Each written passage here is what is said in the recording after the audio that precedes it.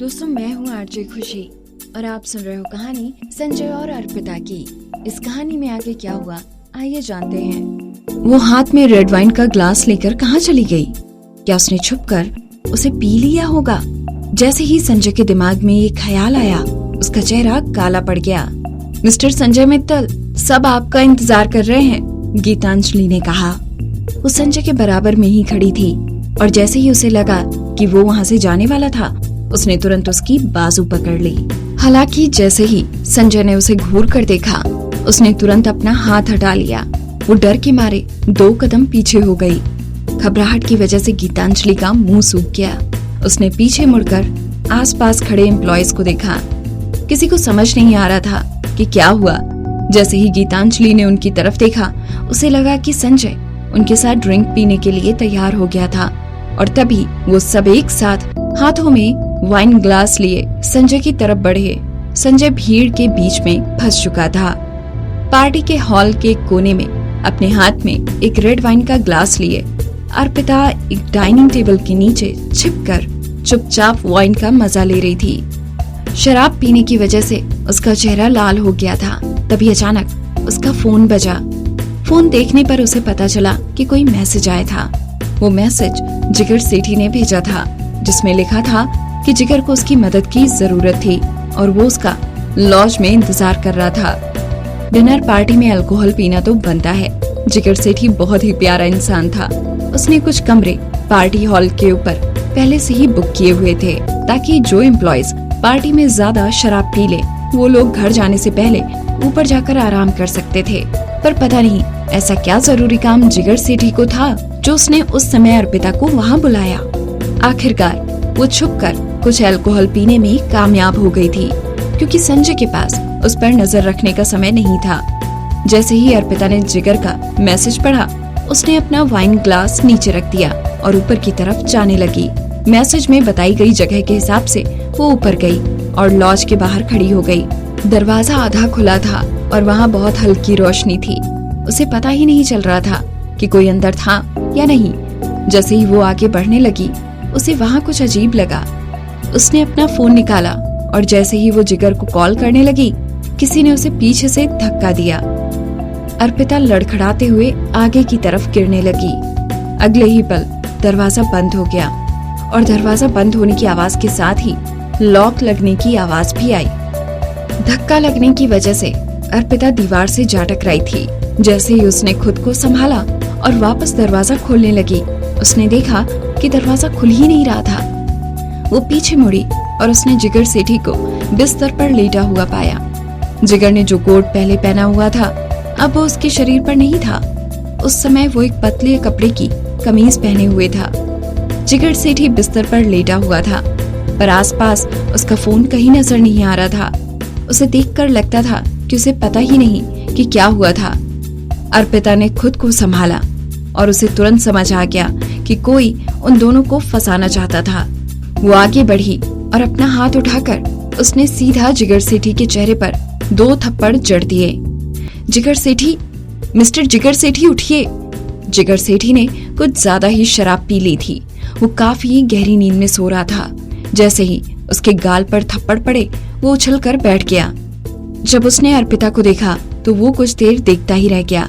फिर धीरे से मुस्कुराता हुआ बोला, सुपरवाइजर अर्पिता, मैं अभी आपको ही सपने में देख रहा था। अर्पिता तेजी से उठी और बाथरूम से एक गिलास पानी भरकर लाई। बिना कोई दया दिखाते हुए उसने जिगर के चेहरे पर पानी फेंक दिया। उठिए, कुछ बहुत गलत हुआ है। ठंड के मौसम में अपने ऊपर बर्फीले पानी के पड़ने पर जिगर सेठी जोर से कांप उठा था। वो कांपते कांपते जमीन पर बैठ गया। उसने पहले अर्पिता को देखा और फिर आसपास देखने लगा। थोड़ी देर बाद खुद को संभालकर वो खड़ा हुआ। वो तेजी से बाथरूम की तरफ गया।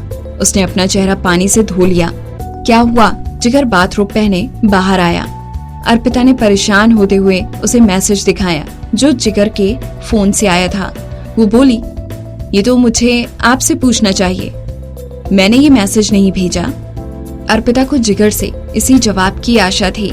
जब अर्पिता को कमरे में धकेला गया, वो तब से ही जानती थी कि उस मैसेज के साथ कुछ गड़बड़ थी। हालांकि जिगर सेठी काफी अमीर था, पर उसकी शख्सियत ऐसी नहीं थी। वो जिस तरह का व्यवहार दूसरों के साथ करता था उससे पता चलता था वो काफी सुलझा हुआ और शरीफ लड़का था। वो कभी भी इस तरह से अर्पिता से झूठ नहीं बोलता। आपका फोन कहाँ है? अर्पिता ने कहा। मुझे नहीं पता कि मैंने अपना फोन कहाँ छोड़ दिया। मैंने कुछ ज्यादा ही ड्रिंक पी ली और मुझे नशा हो गया। अर्पिता की बात सुनकर जिगर आसपास फोन ढूंढने लगा, पर वो उसे कहीं नहीं दिखा। और तब उसे भी समझ आ चुका था कि वो किसी के जाल में फंस चुका था। क्या किसी ने तुम्हें यहाँ इसलिए धोखे से भेजा कि उसको लगता था कि मैं तुम्हारे साथ कुछ करूंगा क्योंकि मैं नशे में था? जिगर ने शक करते हुए बोला। अगर ऐसा था तो उस इंसान का फेंका गया जाल तो बेकार हो गया था। वो दोनों अब पूरी तरह से जागे हुए थे। अचानक दरवाजा खटखटाने की आवाज आई। जिगर ने अपना सिर उठाया। वो एकदम से बोला, कोई बाहर है। अब हम यहाँ से जल्दी ही बाहर निकल जाएंगे। रुकिए। अर्पिता ने जल्दी से आगे बढ़कर उसकी बाजू पकड़ी और चुप रहने का इशारा किया। वो धीरे से आगे बढ़ी और दरवाजे में बाहर देखने के लिए बने होल से देखने लगी। तुरंत ही उसका चेहरा बदल गया। बाहर रिपोर्टर्स हैं, वो बहुत सारे लोग हैं। वो बोली। क्या रिपोर्टर? जिगर हैरान हो गया और जल्दी से देखने के लिए आगे बढ़ा।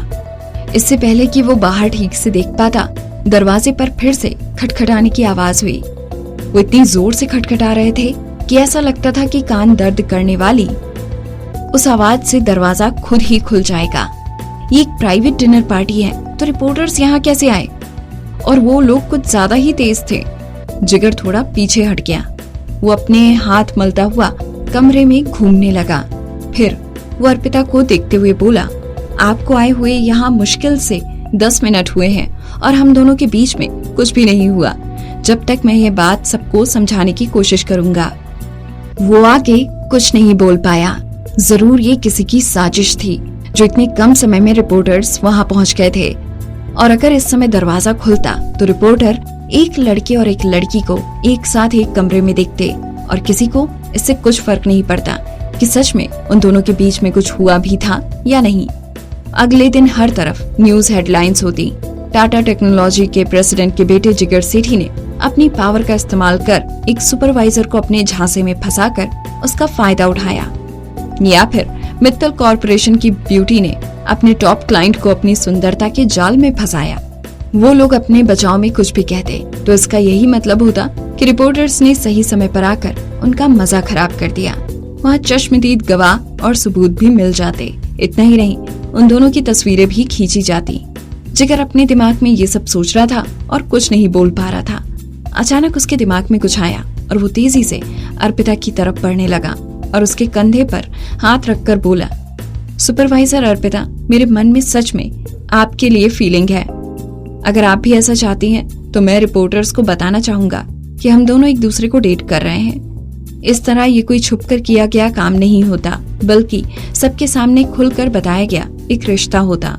अगर वो दोनों एक दूसरे को डेट कर रहे होते तो ये कोई गुनाह नहीं था, क्योंकि दोनों ही शादीशुदा नहीं थे।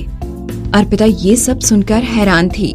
उसे समझ नहीं आ रहा था कि वो ऐसे मुश्किल हालात का सामना कैसे करे। उसने कभी सोचा भी नहीं था कि जिगर उससे इस तरह प्यार का इजहार करेगा। वो सिर्फ उसे देखती ही जा रही थी। कुछ पल बाद उसे होश आया और उसने अपने कंधे से उसके हाथ हटा दिए। सिर्फ अपना रिश्ता बता देने से इस मुसीबत से हमारा पीछा नहीं छूटेगा। बाहर बहुत सारे रिपोर्टर्स हैं और पूरे जोश में हैं। जैसे ही आपने दरवाजा खोला, वो लोग आपको बोलने का मौका भी नहीं देंगे, अर्पिता ने उससे कहा। जिगर ने उसे अपनी तरफ देखते हुए अपना सिर नीचे किया।